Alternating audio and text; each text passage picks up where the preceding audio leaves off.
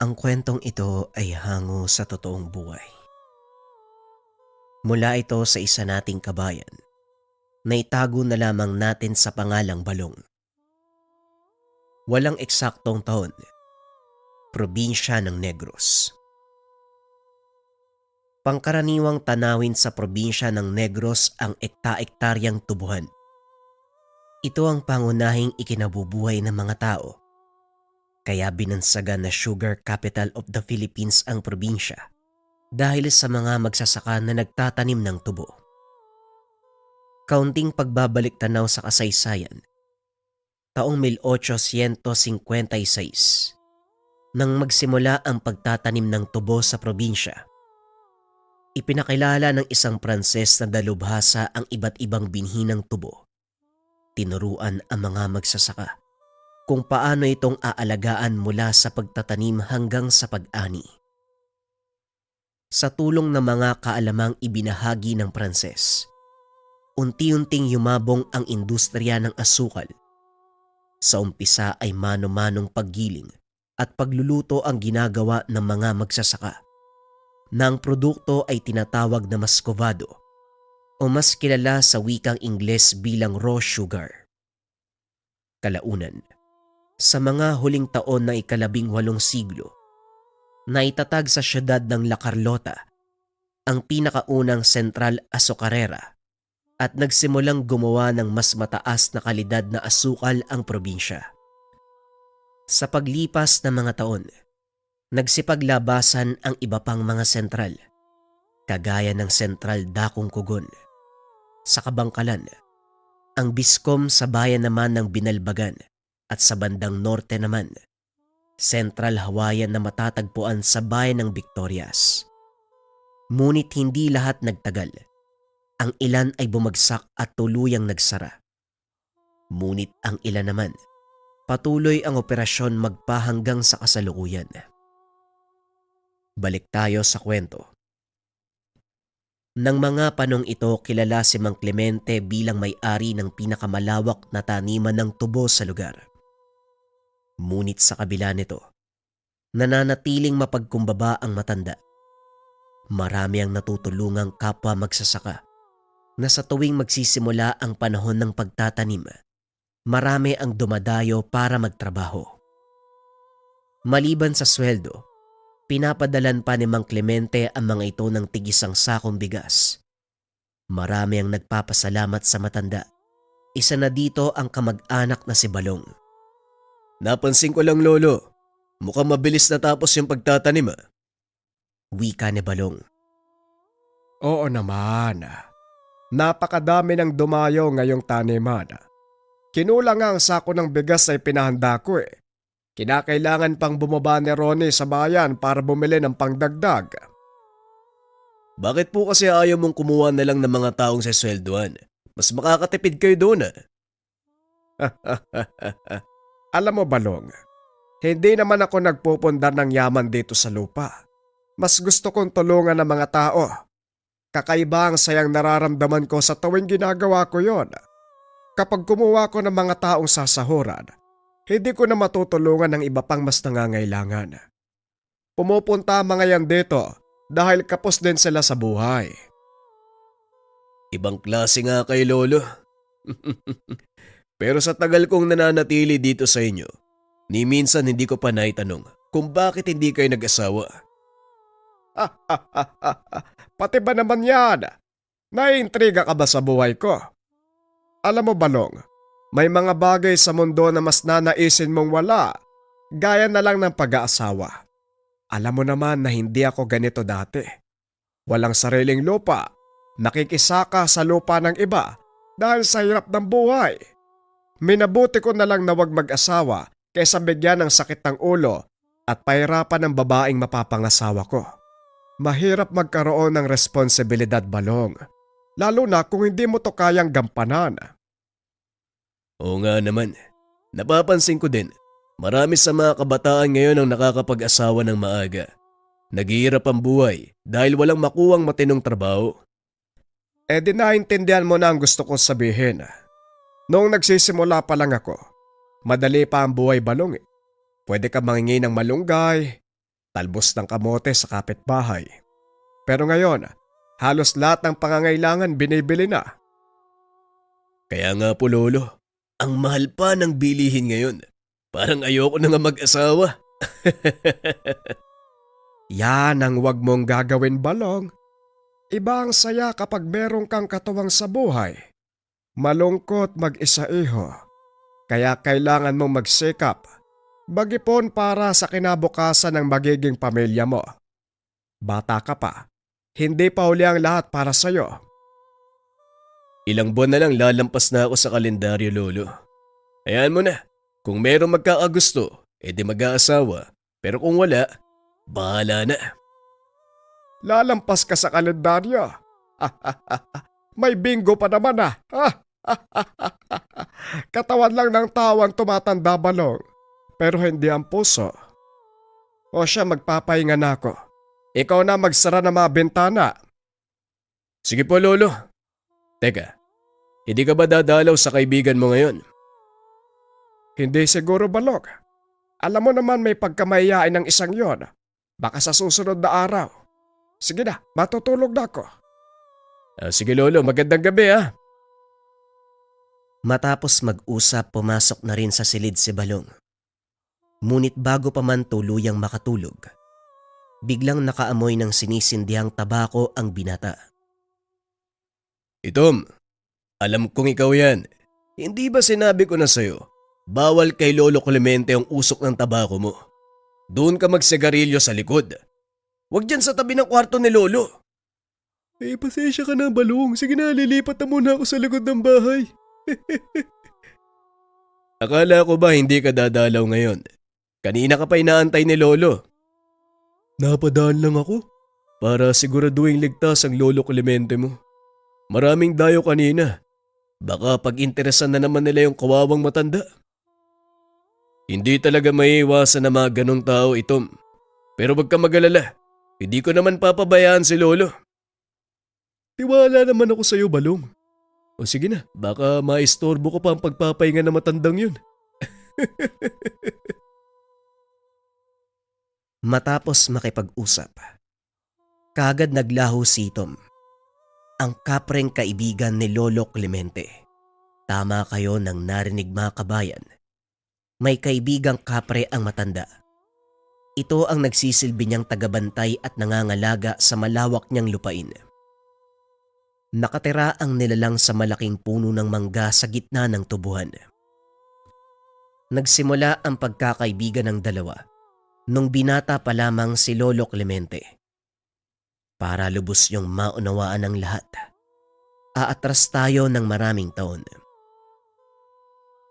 Nang mga panong ito, nasa 25 taong gulang si Clemente, naninirahan kasama ang kanyang mga magulang. Panganay sa 2 magkapatid. Kaya ito na ang inasahan ng mga magulang na maging katuwang sa hanap buhay. Nakikisaka ang mga ito sa lupain ng isang mayamang negosyante at dahil sa kahirapan ng buhay, hindi na nagawang makapagtapos ng pag-aaral ang binata. Ginugol ng binata ang panahon sa pagtulong sa mga magulang hanggang sa mamatay ang mga ito. Naiwan sila ng kapatid niyang babae na kalaunan ay nagkaroon ng sariling pamilya. Sumama ito sa kanyang asawa na nirahan sa syudad. Mag-isang ipinagpatuloy ni Clemente ang pangalaga sa lupang sinasaka ng mga magulang hanggang sa tuluyan na itong ibinigay sa kanila ng may-ari bilang pasasalamat sa mahabang taong pangangalaga nila dito. Malawak ang lupaing iyon, ngunit hindi alam ni Clemente kung saan kukuha ng pondo para sa pagtatanim. Hanggang sa naisipan, isangla ang maliit na bahagi ng lupa at ginamit ang pera bilang kapital sa pagpapalago ng kanyang tubuhan. Sinubok ng panahon si Clemente. Dinaan ng maraming peste ang kanyang pananim, ngunit hindi ito sumuko. Pinagtatawanan siya ng mga katabing taniman. Sinasabing nagsasayang lang siya ng panahon dahil ilang anihan na ang dumaan na halos walang balik puhunan si Clemente. Bakit hindi mo na lang aminin sa sarili mo na hindi para sa'yo ang pagtatanim ng tubo? Hindi ka kagaya ng ama mo, Clemente. Sinasayang mo lang ang panahon mo dito. Ang mabuti pa, ibenta mo na lang sa amin yung lupa. Wika ni Claudio. Pinaghirapan ng mga magulang ko ang lupa. Hindi ko sasayangin yon, Claudio. Alam kong darating ang araw na magtatagumpay ako. Hihintayin namin yan, Clemente. At ipapangako ko sa'yo, mababaon ka sa utang. Ako ang unang tatawa.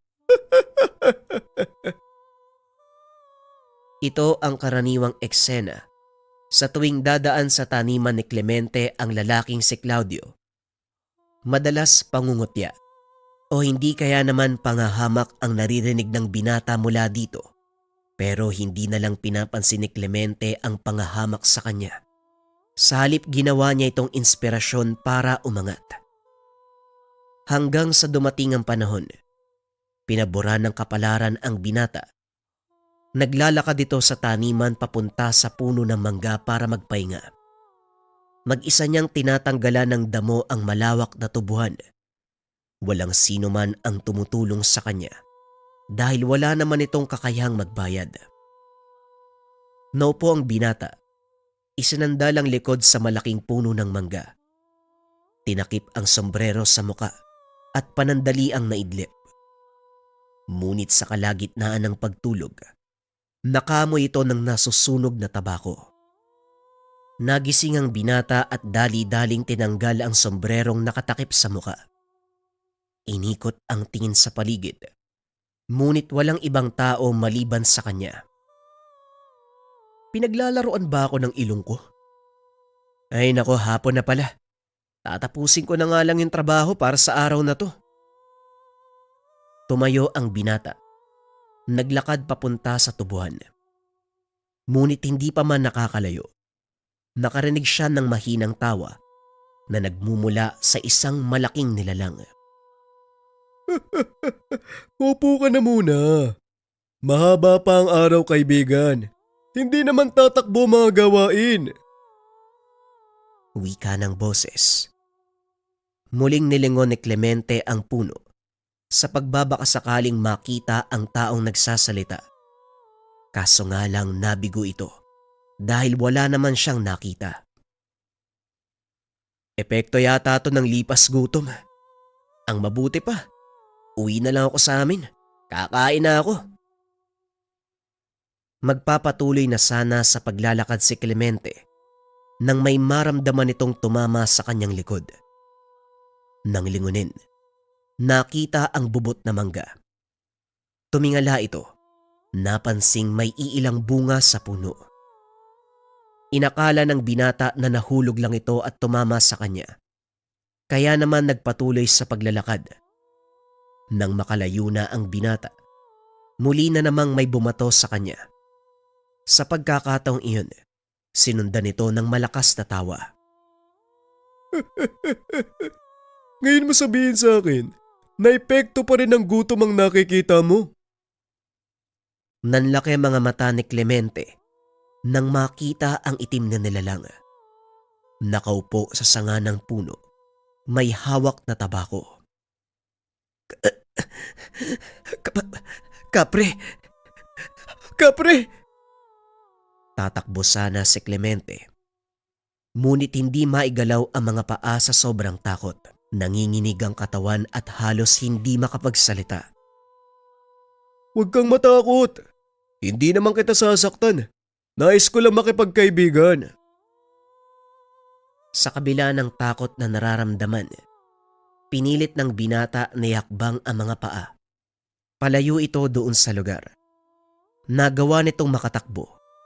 Ngunit sa kasamaang palad ay natalisod ito, dahilan para bumagsak sa putikan. Tumayo ang kapre para tulungang bumangon ng binata, kaso nga lang sumigaw si Clemente, kaya hinayaan na lang ito ng nilalang. Lumayo ka sa akin, Halimaw. Huwag mo akong aawakan. Ay naku, sinabi ko na hindi kita sasaktan eh. Huminahon ka. Huwag masyadong kumilos. Paniguradong mababalian ka. Saka pa lamang naramdaman ng binata ang pananakit ng kanyang binti. Tumama ito sa nakabalagbag na kahoy, kaya naman nabali ang buto. Namimilipit sa sakit si Clemente nang biglang patayin ng kapre ang kanyang tabako. Itinaas nito ang pantalon ng binata. Inalis ng kapre ang ilang hibla mula sa nilikot na tabako. Pinangtapal niya ito. Binasa ng laway para dumikit. Sandali lang, huwag ka munang gumalaw. Maya-maya gagaling na yung bali mo sa pa. Wika ng kapre. Nanatili sa kinaupuan si Clemente. Unti-unti nitong nararamdaman. Nawawala ang pananakit ng binti. Sinubukang igalaw ng binata ang paa. Nagulat ito dahil parang walang nangyari. Anong kailangan mo sa akin? Bakit mo ko tinutulungan? Wala akong kailangan sa'yo. Nais ko lang makipagkaibigan. Ang pangalan ko ay Itom. Dito ako nakatira sa puno ng mangga. Ang totoo, matagal na kitang pinagmamasdan. Nakikita akong pagsusumikap mo na mapalago ang lupang minana sa mga magulang mo. Gusto kong palaguin ang kabuhayang iniwan nila tatay. Kahit anong mangyari, hindi ko iiwan yung lugar na to. At yan din ang dahilan kung bakit ako nagpasya na magpakita sa'yo. Nararamdaman ko na may mabuti kang kalooban. Walang bahid ng inggit sa iba. Kaya nagpasya ako na tulungan ka. Tulungan? Anong klaseng tulong naman yung ibibigay mo sa akin? Ano bang nais mo mangyari sa lupang to? Gusto ko lang na yumabong ang mga pananim at gumanda ang ani. Kung ganoon yan ang magaganap, magkita tayo muli makalipas ang 6 na buwan. Ipapakita ako sa'yo na hindi ako nagbibiro. Matapos ang pag-uusap na yun, naglaho ang kapre. Nang mga sumunod na araw, kapansin-pansin ang malaking pagbabago sa tubuhan. Naging mas luntian ang mga dahon ng mga tubo. Mas kumapal pa ito. Napansin ni Claudio ang biglang pagganda ng tubo ng taniman ni Clemente. Kaya naman hindi nito napigilan ang sariling magtanong sa binata. Anong salamang kayong ginawa mo? Bakit parang tumaba yata yung mga tubo? Pagsisikap lang, Claudio. Tamang pag-aalaga. Sige na, maiwan na muna kita. Pupunta lang ako sa bandang gitna. Mukhang nakachamba ka ngayon ah. Pero tignan natin kung hanggang saan ang swerte mo. Lingid sa kalaman ni Clemente. Si Claudio ang may pakana ng pagkasira ng mga pananim sa paligid. Isang mambabarang ang pinuntahan. Binayaran ng malaking halaga upang magpakawala ng mga insekto na sisira sa taniman. Aling segunda, gusto kong sirain mo ang tubuhan ng binatang si Clemente. Banta siya para sa akin. Hindi natin masusolo ang produksyon ng asukal kung gaganda ang ani niya ngayong taon. Huwag kang maghimotok dyan. Ako nang bahala. Basta gaya ng napag-usapan. Oo naman, gagawin ko pang doble kapag nagawa mong sirain ang buong taniman ni Clemente. Pangako yan, Claudio, ha? Sa oras na hindi ka tumupad, buhay mo ang sisirain ko. Matapos makipag-usap, sinimula ng matanda ang pagpapakawala ng mapaminsalang balang sa taniman ni Clemente. Masaya namang umalis si Claudio sa tahanan nito. Sa pag-asang bukas, makikita niyang inuubos ng mga balang ang tubuhan ng binata. Kinabukasan maagang nag-ikot sa tubuhan. Laking pagtataka dahil wala ni isa sa mga tubo ang nasira. Wala ding mga insekto. Dali-dali itong umalis sa lugar para pumunta sa kanyang taniman. Halos gumuho ang mundo ni Claudio nang makita ang mga balang na nakadapo sa dahon ng kanyang pananim. Dali-daling nagsinde ng tuyong talahib si Claudio para itaboy palayo ang mga insekto. Sa kasamaang palad, Nasunog ang buong taniman ni Claudio. Halos mabaliw habang pinagmamasdang natutupok ang pananim. Walang nagawa sa mabilis na pagkalat ng apoy. Naku, ano ba naman yan, Claudio? Isang buwan na lang gapasan na. Paano na ngayon yan? Lumayo ka sa akin. Kasalanan mo lahat ng yan eh. Aba teka, bakit mo ako sinisisi? Anong ginawa ko sa'yo? Huwag ka na magmaang-maangan. Ikaw ang may pakana ng pagkalat ng balang sa tubuan ko. Salot ka sa lugar na to kaya lumayas ka. Magdaan-daan ka sa pananalita mo, Claudio. Iginagalang kita dahil mas matanda ka sa akin. Pero wag mo kong pagsasalitaan ng ganyan.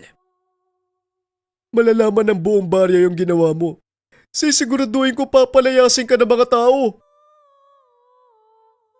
Dali-daling tumakbo si Claudio papunta sa baryo. Kagad umuwi si Clemente. Alam niyang susugod ang mga tao. Kaya naman pinili niyang lumayo. Habang nag-iimpake ng mga kagamitan, biglang narinig ni Clemente ang boses ng kapre. Oh, saan ka pupunta?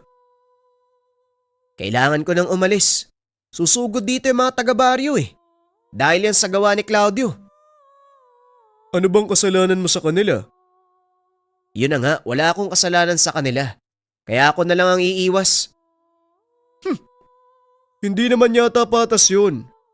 Huwag kang aalis. Akong bahala. Teka, anong gagawin mo sa kanila? Wala. Basta magtiwala ka lang. Pag-uusap ng dalawa. Ilang minuto ang nakalipas. Nagdatingan ang mga tao sa pangunguna ni Claudio. Dere-derecho ang mga ito sa bakura ng binata. Ayan si Clemente. Siya ang dahilan ng pamimeste ng balang sa taniman ko. Wika ni Claudio. Teka, sandali lang mga kasama. Wala akong kinalaman sa sinasabi ni Claudio. Hindi ko nga alam kung ano nangyari. At saka isipin nyo, saan ako kukuha ng ganong karaming balang? May sa demonyo ka kasi. Paanong naging ganito kaganda yung tubo ng mga tanim mo? Eh nung nakaraang araw lang, nakita naming lahat eh. Nag-iingalo na yung taniman mo eh. Yan lang ba ang basehan, Claudio? Inggit? Inggit? Bakit naman ako maiinggit sa'yo? Ako ang may pinakamalaking produksyon ng tubo sa lugar natin. Huwag mong ibaling sa akin ang ginagawa mong kademonyohan. Wala akong ginagawang masama, Claudio. Kaya magdahan-dahan ka sa pananalita mo. Totoo ang lahat ng sinasabi ko mga kasama. Tignan niyo ang paligid. Halos magkatabi lang ang taniman namin. Pero wala ni isang balang ang dumapo sa dahon ng kanyang puno. Nagbulungan ang mga tao. Habang pinagmamasdan ang taniman ni Clemente, tila nakumbinse ang mga ito na nagsasabi ng totoo si Claudio. Hanggang sa napagpasya ng mga ito na sugurin ang binata. Pumasok sa bakura ni Clemente ang mga kababaryo. Laking gulat ng mga ito. Biglang nabalot ng makapal na hamog ang paligid. Nagkagulo ang mga ito dahil wala silang makita. Ilang minuto ang nakalipas. Nawala ang mga hamog.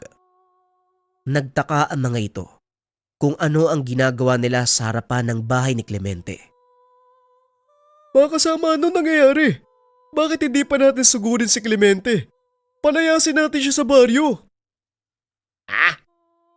Ano sinasabi mo, Claudio? Bakit natin papalayasin si Clemente? Saka, anong ginagawa namin dito? Hindi makapaniwala si Claudio sa mga nangyayari. Biglang nawala ang alaala ng mga taga-baryo. Isa-isang nag-alisan ang mga ito. At ang tanging naiwan, si Clemente at Claudio. Wala akong ginagawang masama sa iyo, Claudio. Kaya wag mo kong sisiraan sa mga taga-baryo. Tahimik akong namumuhay dito. Pwe, una pa lang, wala ka na dapat dito eh. Alam mo ba, kung wala kayo ng pamilya mo, sa akin mapupunta ang lupain ito. Kaso masyadong sip-sip ang tatay mo eh. Inututo si Doña Araneta. Tandaan mo, Clemente, Hahanap at hahanap ako ng paraan para mapalayas ka sa bayan. Napailing na lang si Clemente sa ugaling ipinapakita ni Claudio. Ngunit sa kabila ng lahat, hindi niya ito pinatulan. Ilang beses nang tinangka na sunugin ang taniman ng binata. Ngunit sa hindi malamang dahilan, lahat ng ginagawa ni Claudio ay bumabalik sa kanya. Ano bang ginagawa mo kay Claudio, Itom? Bakit parang lahat ng kamalasan nasasalo ng taong yun? Bagay lang sa kanya mga nangyayari. Ang mga balang na sumasalakay, siya din ang may gawa nun. Nakipagkasundo siya sa isang mambabarang upang sirain ang iyong taniman. Kaya gumawa ko ng paraan. Mambabarang? Bakit niya naman gagawin yun? Di ba, siya ang may pinakamalaking produksyon dito sa bayan?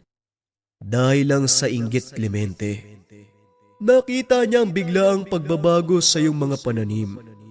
At alam ng taong yun na malaking bantayan para sa kanya.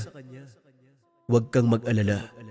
Dahil kahit ano pa ang gawin ng taong yun, hindi siya magtatagumpay. Magtiwala ka lang sa akin. Pangangalagaan ko ang lugar na to. Pero sandali lang, ano naman ang kapalit? Isang bungkus ng tabako. Tuwing katapusan ng buwan. Yun lang ang hilingin ko sa iyo, kaibigan. Magsasalita pa sana si Clemente. Ngunit hindi na naituloy. Naglaho na ang nilalang. Simula ng araw na yon, tinupad ni ito mang pangako. Pinangalagaan nito ang tubuhan ni Clemente. Ngunit sadyang matindi ang inggit ni Claudio. Muli itong gumawa ng paraan at sa pagkakataong iyon, si Clemente na mismo ang naapektuhan. Isang umaga, nagising ang binata na inaapoy ng lagnat. Dahil mag-isa lang sa tahanan, wala itong mahingian ng tulong. Tinawag ni Clemente si Itom. Sinabi nito ang dahilan. Talagang hindi ka titigilan ng Claudiong yan. Naghahanap talaga siya ng sakit ng katawan. Pues, yan ang ibibigay ko sa kanya. Teka, sandali lang. Anong gagawin mo sa kanya? Tuturuan ko siyang manahimik at makontento sa buhay. Hindi na nagawang pigilan ni Clemente ang kaibigan dahil bigla itong nawala. Ngunit kasabay ng paglaho ni Itom, bumuti ang pakiramdam ng binata. Kinabukasan, araw ng gapasan, maraming tao ang nag-aantay na matuyo ang mga tubo bago simulang gapasin. Napadaan si Clemente sa taniman ni Claudio. Napansing walang katao-tao. Halos magkasabay lang silang nagpapagapas. Ngunit sa pagkakataong ito ay nahuli ito. Tinanong ng binata ang isa sa mga sakada. Ayon dito, ipagpapaliban ang paggapas ng taniman ni Claudio dahil kakaiba ang kinikilos nito. Itom, anong ginawa mo kay Claudio? Ang sabi ng mga sakada, kakaiba daw yung kilos niya. Wala akong ginagawa sa taong yun. Pero ang mambabarang na binabayaran niya, yun ang tinuruan ko ng leksyon. Ngayon, lahat ng ginagawa niya sa'yo, si Claudio ang nakakaranas. Nagpasya ang binata na dalawin nito sa taniman. Nakitang nakatulala lang sa sulok si Claudio. Nakangiti pa ng nakakaloko.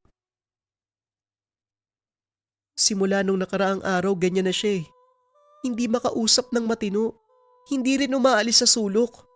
Ewan ko ba kung anong nangyari sa taong yan eh. Ganun ba, Melba? Napatingin niyo na ba sa doktor? Hindi pa. Ngayon pa lang. Pero inaantay pa namin yung albularyo. Ang sabi ng tsuwi namin, ikonsulta muna namin sa manggagamot eh. Tignan ko ano ang magiging resulta. Matapos makipag-usap, kagad nagpaalam si Clemente. Napagtanto na totoo ang sinabi ni Itom. Baka pwede mo nang alisin yung ginawa mo. Kawawa naman yung tao eh. Hindi ako ang may gawa nun, Clemente. Kung hindi ang mambabarang. Gaya ng sinabi ko sa'yo, si Claudio ang sumasalo ng lahat ng parusang ibinibigay ng mambabarang. Simula ng araw na yon, napag-alaman ng binata na nagpakamatay na ito. Laking gulat ni Clemente dahil hindi niya inaasahan na aabot sa ganon ang pangyayari. Kahit kailan, hindi ko ginusto na magkaganon si Claudio. Nakakalungkot lang dahil sa inggit, kaya niyang manakit ng kapwa. Siyang may gawa nun. Kaya wag mong sisisihin ang sarili mo sa mga nangyayari. Dapat nga matuwa ka eh. Dahil wala nang taong magtatangka sa buhay mo. Ito na ang simula ng tagumpay mo, Clemente. At balang araw, kikilalanin ka bilang pinakamalaking hasyendero. Hindi ko hinangad ang ganong buhay ito.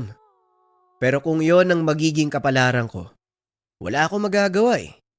Siguro, ang pinakapanata ko na lang kung sakaling mangyari man yon, tumulong sa kapwa. Pag-uusap ng dalawa. Ilang taon ang lumipas. Nagkatotoo ang sinabi ni Tom. Natubos ni Clemente ang nakasanla niyang lupa. Mas lalo pang pinalawak ang kanyang tubuhan.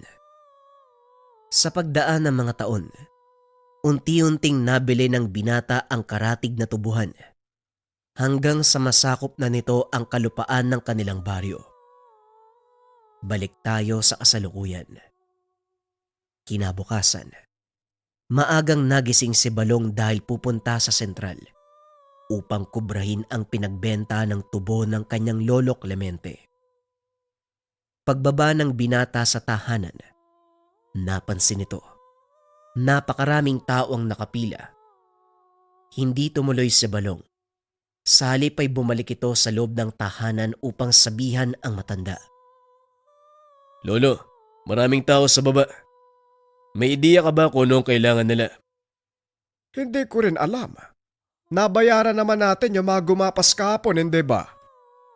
Opo, lahat po sila, Lolo. Nandito pa nga sa akin yung listahan ng pangalan nila eh. Kung ganon, anong kailangan ng mga taong yon? Yun nga din po ang tanong ko, Lolo. Sandali lang, kakausapin ko sila.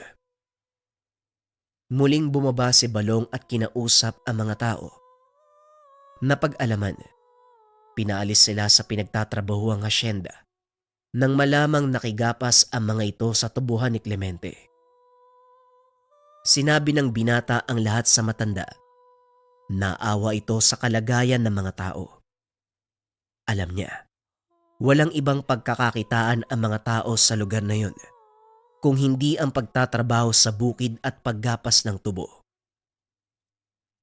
Balong, kung ikaw ang tatanungin, Apo, ano ang gagawin sa kanila? Teka, bakit ako, Lolo? Sino pa ba ang tatanungin ko dito? Tayo lang naman ang magkausap, hindi ba? Hindi ho yun. Bakit ako ang pinagpapasya nyo? Ikaw na lang ang natitira kong kamag-anak. Wala na mga magulang mo. Kaya ikaw ang sasalo ng lupain. Mapupunta sa iyong kamayang pamamahala. Kaya kita tinatanong. Kung ako ang tatanungin, siguro kukunin ko sila bilang tauhan dito sa taniman. Pero inaalala ko din ang sinabi mo sa akin na kung magiging regular ang trabaho nila, hindi na tayo makakatulong sa iba. Tama ang sinabi mo. Pero alam ko na may paraan ka para sa problemang yan. Kaya pag-isipan mong mabuti ang gagawin. Simula sa araw na ito, ikaw ang itinatalaga ko na mamahala sa tubuhan. Nanlaki ang mga mata ni Balong sa sinabi ng matanda. Lalo pa nang makita nito ang papeles na nagsasaad ng paglilipat ng titulo sa kanyang pangalan. Teka, Lolo masyadong mabilis ang pangyayari. Bakit biglaan? Hindi yan biglaan, iho.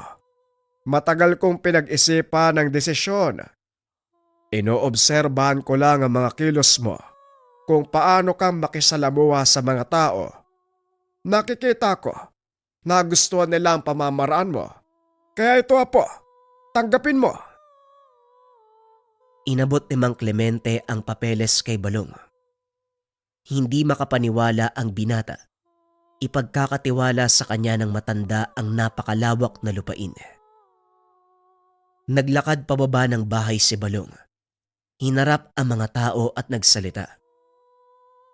Mga kasama, ang nilalaman ng papeles na ito ay titulo ng lupa. Kalakipang kasulatan na nagsasad ng formal na paglilipat ng titulo sa aking pangalan. Sa makatuwid, epektibo ora mismo, ako na ang nagmamay-ari ng buong taniman at ang pinakaunang panukala, bigyan ito ng mga kamay na magpapalago at mag-aalaga. Tinatanggap namin kayo bilang mga tauhan. Pero pagpasensyahan nyo na dahil wala kaming mga kwartel na maaaring pagtirahan ninyo. Ngunit malaya kayong gamitin ng anumang nariyan sa paligid para gumawa ng pansamantalang tahanan. Tuwang-tuwa ang mga tao sa naging pasya ni Balong. Maging si Mang Clemente, nakikita ang hinaharap ng kanyang lupain sa kamay ni Balong. Kinagabihan, habang nagkakasiyahan, nakipag-usap ang maglolo kay Itom. Itom, alam kong tahanan mo ang lugar na ito. Pasensya ka na kung nagpatuloy kami ng maraming tao. Naaawa lang ako sa kanila. Wala na silang matatakbuhan. Hindi kaya ng konsensya ko ang makakita ng taong nagugutom. Huwag kang mag-alala, Balong. Nauunawaan ko ang pasya mo. Sa katunayan, natutuwa ako. Dahil kabutihan ng nakararami ang iniisip mo. Ipinapangako ko, patuloy ko pa rin pangangalagaan ng lupain. Pasensya ka na, kaibigan, ha. Maaaring magambala ang tulog mo paminsan-minsan. Walang kaso. Nauunawaan ko ang ugali ng mga tao. Kaya wala kang dapat alalahaning, Clemente. Naging matiwasay ang buhay ng mga tao sa pangangalaga ni Balong. Ngunit panibagong hamon ang dumaan sa pamamalakad nito sa tubuhan. Oy, Don Balong. Anong ginagawa mo dito? Hindi ba dapat nakaupo ka lang sa beranda ng mansyon mo? Tigilan mo nga ako, Liboy. May iniisip ako. Nga pala, wala ka bang trabaho ngayon? Ay, nako. Yun nga ang dahilan kung bakit ako naparito eh. May sulat mula sa munisipyo at mukhang problema ang dala niyan. Pasensya ka na, Balong, ha. Napagutusan lang ako na ihatid sa iyo yung sulat eh. Inabot ni Liboy ang sulat sa binata. Dali-dali itong binuksan ni Balong. Napailing na lang ito nang mabasa ang nilalaman. Talaga nga naman kahit kailan, hindi mawawala ang mga talangka sa lipunan. Bakit? Anong sinasabi ng sulat? Itinaas ng munisipyo ang buwis na binabayaran namin mula sa 10%. Naging 15%. Epektibo sa susunod na niyan. Nako, ang laki naman ang itinaas niyan. Halos kalahati ng una niyong binabayaran. Anong gagawin mo? Wala akong magagawa. Sa kasalukuyang produksyon ng asukal, mukhang hindi na kayang suporta ng tubuhan ng maraming tauhan. Kung itutuloy ito ng munisipyo, marami ang mawawalan ng trabaho. Kung hindi naman kami susunod, pwedeng kasuhan kami ng pamahalaan. Ay nako, malaking problema nga yan. Siguro mas makakabuti kung kausapin mo si Lolo Clemente. Siya ang higit na nakakaalam tungkol sa ganyan. Mabuti pa nga. Halika sa bahay na makapagmerienda. Nagtungo ang dalawa sa tahanan at kinausap si Mang Clemente. Napailing na lang ang matanda habang tinitignan ang mga trabahador. Sa mga nangyayari ngayon, ang naapektuhan, ang nasa laylayan kagaya nila. Walang hinangad ang mga taong yan kundi magkaroon ng maisusubo sa kanilang mga bibig at sa ginagawa ng pamahalaan. Tinatanggalan nila ng pagkakataon ng mahihirap na mabuhay ng marangal. Hindi mo masisisi ang ilan kung umaanib man sila sa mga kilusan. Ngayon Balong, ikaw ang tatanungin ko. Ano sa tingin mo ang magandang gawin? Naku po, eto na naman tayo. Kung ako ang tatanungin, Lolo, mas gugustuhin ko magbayad ng malaking buwis kaysa magtanggal ng trabador. Pero maapektuhan naman ang ating pinansyal na plano. Mababawasan ang ating pondo. Siguro naman mababawi natin yan sa mga susunod na ani. Tiwala ako sa kamay na manggagawa natin, Lolo. Alam kong hindi nila tayo papabayaan. At kapalit nun, gusto ko silang tulungan. Hindi nga ako nagkamali ng pagpili sa'yo. O siya, sagutin mo ang sulat na yan habang nandito sa Liboy nang mayatid niya yan sa mga kinaukulan. Matapos ang pag-uusap, nagpaalam si Liboy. Kinausap naman ni Balong ang mga tauhan. Sinabi nito ang nangyari. Nagulat ang binata sa naging tugon ng mga tao. Bilang enkargador at kinatawa ng mga trabador nyo, hinihiling ko na hayaan nyo kami mag-usap tungkol sa suliranin. Walang problema, Mang Oscar. Babalikan ko kayo bukas. Iniwan ng binata ang mga trabahador. Nag-usap-usap ang mga ito. Pagsapit ng hapon, bumalik si Liboy dala ang balita mula sa munisipyo. Ay nako Balong, hindi ko na alam kung saan lulugar sa mga amo ko. Minasama nila ang pagpayag mo na bayaran ng 15% buwis. Napakayabang mo daw. Kung ano-ano pa yung sinabi ni Mayor, baka bukas pumunta dito yung buhaya na yun eh. Kung ganon, hayaan mo siyang pumunta, Balong. Tatanggapin natin siya sa bakuran bilang tao. Huwag lang siyang gagawa ng hindi maganda. Yan na nga ang inaalala ko, Lolo. Alam mo naman na hindi manonood sa sulok yung kaibigan mo. Teka, sinong kaibigan? Huwag ka na nga magtanong, Liboy. Sige na. Sabihan mo yung alkalde. Aantayin ko siya bukas ng umaga. Dali-daling umalis si Liboy. Halos kasabay nito, umakyat sa tahanan si Mang Oscar. Magandang gabi po, Manong Clemente. Balong, napag-usapan namin ng mga kasama ko yung sinabi mo. Napagpasya namin na pabawasan sa inyo ng 15% yung mga sahod namin. Alam namin na dadaan kayo sa matinding pagsubok at nauunawaan namin yon. Bilang pagtanaw ng utang na loob, hayaan niyo po sana kaming makatulong. Ano? Bakit nyo gagawin yun? Paano kayo makakakain na maayos niyan? Nakakakain naman kami ng maayos sa kakarampot naming kinikita bilang manggagapas. At isa pa, may tinitira naman kami, kaya ano pa ang aalalahanin? Pasensya na ha. Alam kong tututol kayo sa pasya namin. Pero buo ang aming desisyon. Hindi ba mga kasama? Biglang nagsigawan ang mga tao sa baba ng bahay. Natuwa si Balong sa ipinakita ng mga ito. Hindi inasahan ni Balong. Naaanihin niya ang kabutihang itinanim ni Mang Clemente. Nakita mo na ang ibig kong sabihin, Balong. Ang kabutihang itatanim mo sa kapwa, aanihin mo din pagdating ng panahon. Ngayon, isa lang ang problema natin. Ang alkalde. Pero bago matapos ang gabing ito, nais kong bigyan ng maliit na kasiyahan ng mga tao. Balong, magpabili ka sa bayan ng mga inumin. Nagsaya ang mga tao buong gabi dahil wala namang trabaho kinabukasan.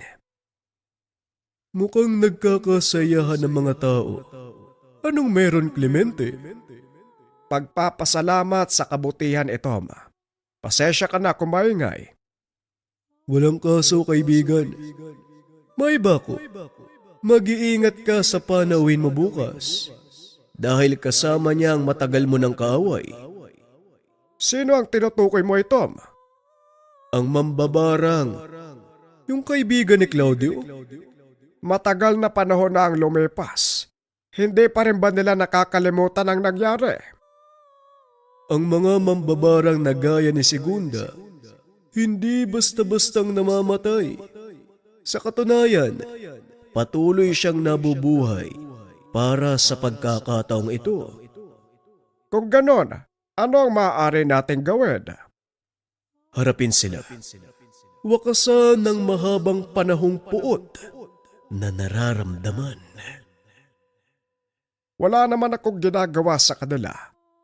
Pero kung talagang nais nila akong pagigantihan, wala akong magagawa. Hayaan natin silang dumating. Sangayon ako. Huwag kang mag-alala. Akong bahala.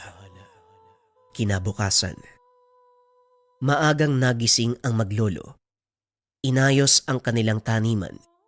Inantay ang pagdating ng alkalde. Ilang minutong nakalipas matapos ayusin ang bahay. Nagdatingan na ang mga sasakyan. Mga tauhan ng alkalde ang sakay nito.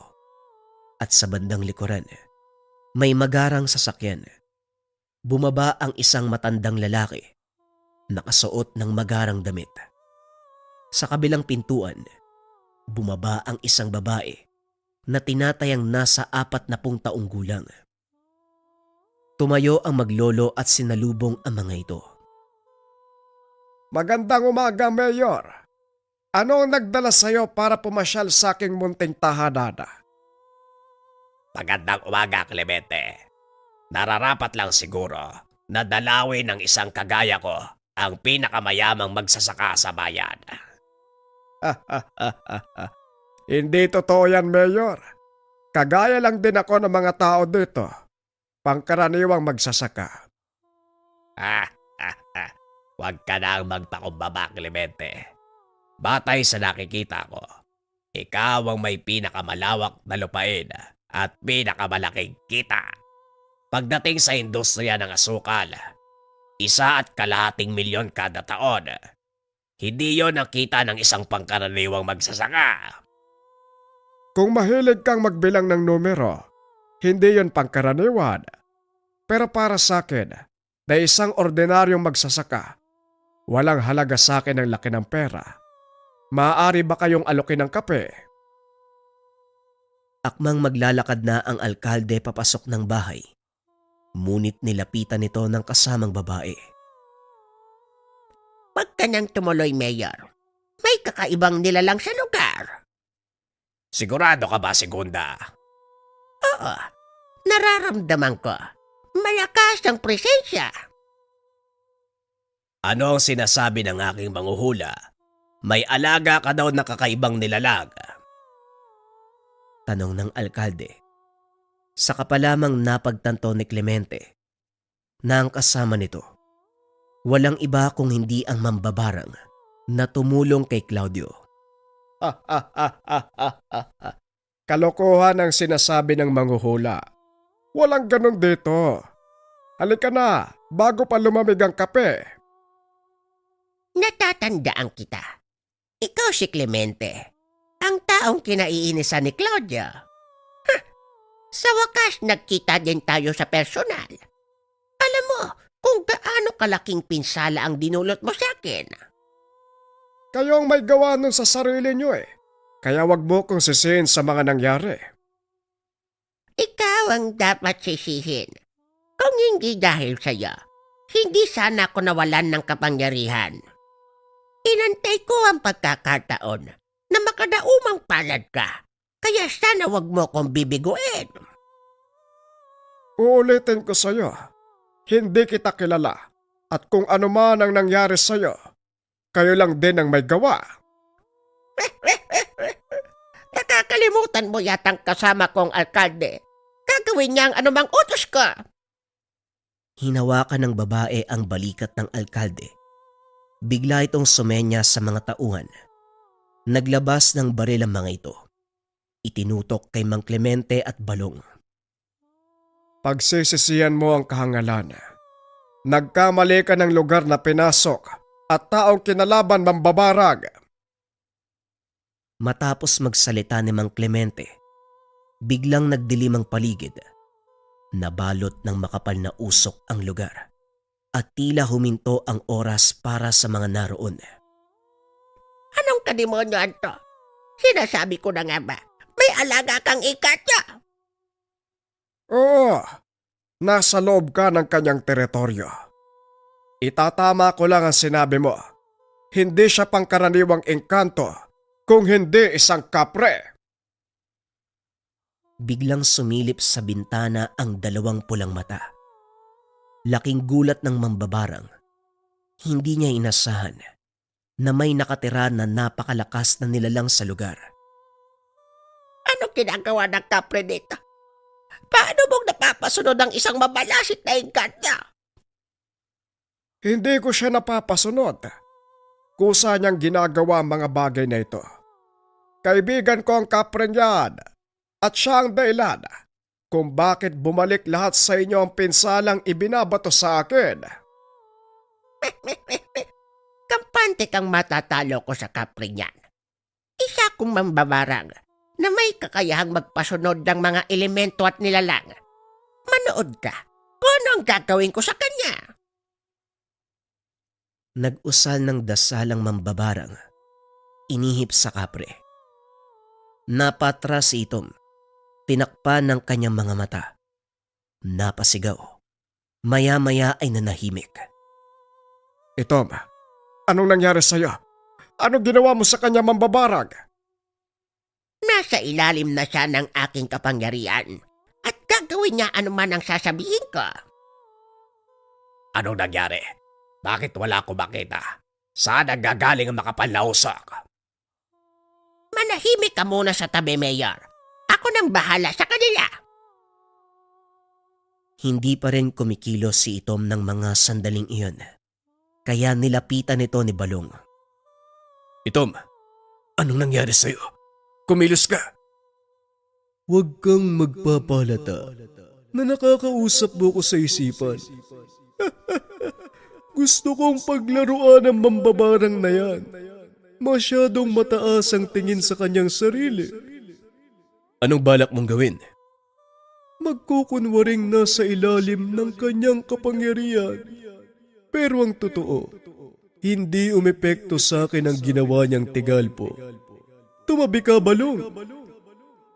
Tumayo ang nilalang. Marahang naglakad papunta sa likod ni Segunda. Tumayo ito habang hawak-hawak ang kanyang tabako. Ano pa ang inaantay mo, kapre? Pahirapan mo ang taong yan. Inangat ni Itom ang kanyang kamay. Akmang hahampasin si Clemente. Maghulos dili ka, Itom. Magkaibigan tayo. Hindi kita kilala. Tugon ng kapre. Sabay hampas ng bubong ng bahay. Dali-dali namang nilapitan ni Balong ang matanda at kinausap. Huwag kang mag-alala, Lolo. Magtiwala ka kay Itom. Kontrolado niya ang sitwasyon. Anong ibig mong sabihin? Malalaman mo mamaya, Lolo. Magtiwala ka lang sa kanya. Itinakas ni Balong ang matanda. Hinayaan si Itom na harapin ng mambabarang. Lingid sa kaalaman ng mga ito. Gumawa lang ng paraan ng kapre para makatakas si Clemente. Alam niya na ito ang pupuntiryahin ng mambabarang. Huwag mo silang hayaang makatakas sa kapre. Ano problema? Bakit hindi ka sumusunod? Walang sino man ang maaaring makapag-utos sa akin. Hindi ikaw. Hindi sino man.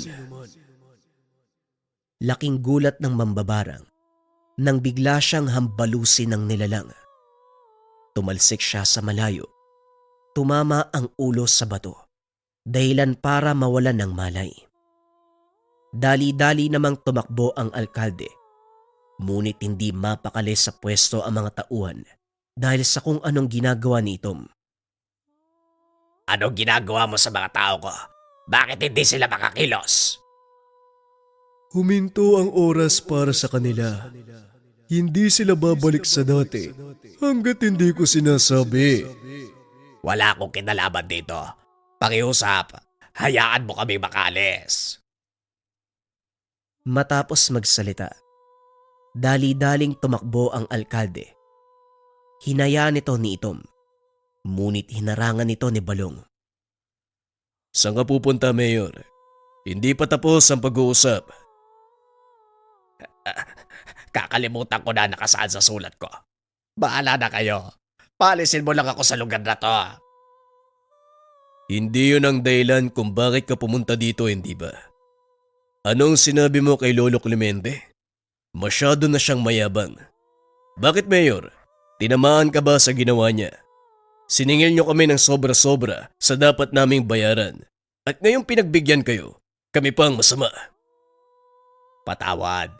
Hindi yun ang intensyon ko. Gusto ko lang makita ang kapasidad ni Clemente. At ngayong napatunayan ko na, yun lang ang pakay ko. Kaso lang ang problema, dinala mo ang isang mambabarang sa bakuran namin na pinangangalagaan ng isang kapre. Pinagsisisihan ko ang pagpunta dito. Pakiusap, hayaan mo ako makalis. Pag ako wala akong pagsasabihan, mananahimik ako. Hindi ako magpapasya kung hindi ang kaibigan ni Lolo Clemente. Napalingon ang alkalde sa kinaroroonan ni Segunda. Wala itong malay, kaya lalo siyang natakot. Pakiusap, hayaan mo ako makalis. Tumayo si Itom sa tabi ni Balong. Nagsinde ng tabako. Magsilbi ng aral para sa inyo ang pangyayaring ito. Sige na, lumayas ka na. At para naman sa mambabarang na yan. Teka, saan nagpunta ang... Hindi na natapos ni Itom ang sasabihin.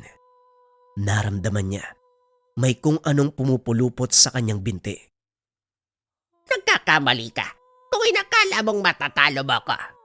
Ngayon pagsisisihan mo ang pakikipagtuo sa akin. Biglang nanigas ang katawan ni Itom. Unti-unting napaluhod. Napatras si Balong dahil natumba ang malaking nilalang. Nadapa sa lupa. Itom, anong nangyayari, kaibigan? Lumayo kayo sa lugar na to, Balong. Ako nang bahala dito. Sige, tumakas kayo. Pero ang tanong, hanggang saan kayo dadali ng takbo? Hindi ko hahayaan. Naggalawin mo ang mga kaibigan ko. Dahan-dahang tumayo si Itom. Tinanggal ang baging na nakapalupot sa kanyang binti. Sumigaw ng napakalakas. Yumanig ang paligid nang iampas ng malaking nilalang ang kamao sa lupa. Biglang nag-iba ang reaksyon ng muka. Malayo sa maamong itsura sa tuwing nakikipag-usap kay Balong. Hinarap ni Itom ang mambabarang at kahit anong gawin ng matanda, hindi nito mapatumba ang galit na kapre. Binunot ni Itom ang puno sa tabi, ibinalibag sa alkalde at sa mga tauhan. Tuluyang nagwala ang nilalang at tila hindi naririnig ang mga sigaw ni Clemente. Itom, huminahon ka. Alam ko naririnig mo ko. Pakiusap, itigil mo yan. Hindi ka naririnig ni Itom, Lolo. Sa palagay ko, kailangan na nating umalis. Hindi, Balong. Hindi tayo aalis. Kahit sa pinakamahirap na kalagayan. Hindi ako iniwanan ni Itom. At hindi ko rin siya iiwan. Ngayong higit niya kung kailangan. Pero Lolo, tignan mo si Itom. Hindi na siya ang maamong nilalang na naging kaibigan mo. Nagkakamali ka. Nangyari yan kay Itom dahil nais niya tayong protektahan. Tignan mong mabuti. Hindi siya nagbabato sa kahit ano sa direksyon ng mga inosente nating tauhan, maliban sa mga kasama ng alkalde. Napansin ni Balong na hindi nga nasaktan ang mga tauhan nila sa taniman. Kaya kahit papano nabuhayan ito ng loob, nababalik si Itom sa dating ugali. Patuloy na naglalaban ang mambabarang at kapre hanggang sa napuruhan ito ni Itom. Bumuga ng makapal na usok ang nilalang na bumalot sa katawan ng mambabarang. Napasigaw ito na parang nahihirapan. Hanggang sa tuluyang nawala ng tinig, humupa ang usok. Naglaho ang katawan nito. Dahan-dahang kumalma si Itom. Ibinaba ang hawak na kahoy. Naupo. Matapos ay nagsinde ng tabako. Ayos lang ba kayong dalawa? Ang tigas talaga ng ulo mo, Balong. Sinabihan na kitang umalis. Ayun tuloy. Kailangan ko pa magpigil. Tiwala kong nasa wastong katinuan ka pa rin. Kasong malaking problema, hindi ka marunong makinig kapag nagagalit. Nakakatakot kapag nagwawala kay Tom. Paumanhin, kailangan kong gawin yon para matalo mambabarang. Pasensya na kayo ha. Kung marami nasira, ayusin ko na lang. Matapos ng pag-uusap, nagpaalam si Itom na aalis. Muli namang bumalik sa dati ang lahat. Nagtataka ang mga tao kung bakit parang dinaanan ng bagyo ang paligid. Ang dahilan ni Balong, isang ipo-ipo ang dumaan nang hindi nila namamalayan. Nako, hindi ko alam na natangay si Mayor ng ipo-ipo. Teka, anong nangyari kay Aling Segunda? Nakatakas ang babaeng yon bago pa matangay ng ipo-ipo. Hindi ko alam kung saan napadpad eh. Pag-uusap ng magkaibigan. Nang mga sumunod na araw, nagpunta si Balong sa bayan upang mamili ng mga kakailanganin. Laking gulat nito nang makita ang alkalde na naglalakad sa daan. Nakatulala habang nagsasalita ng mahina. Napagtanto ng binata na nawala ito sa katinuan matapos masaksiyan ang nakakatakot na pangyayari. Ilang taon nang lumipas, lalong naging mayabong ang industriya ng asukal sa bayan. Marami ang namuhunan sa pagtatanim ng tubo. Ginawa nilang inspirasyon ang tagumpay ni Mang Clemente na ibinahagi naman ni Balong sa mga kapwa magsasaka. At para makatulong sa mga nangangailangan, nagpatayo ng kooperatiba ang binata na naglalayong magbigay ng pondo sa maliliit na magsasaka. Tulungan ang mga ito na umunlad, hindi lamang sa industriya ng asukal, kundi sa lahat ng aspeto ng pagsasaka. Nagkaroon ng sariling pamilya si Balong. Ipinamana ang lupain at kaalaman sa kanyang mga anak.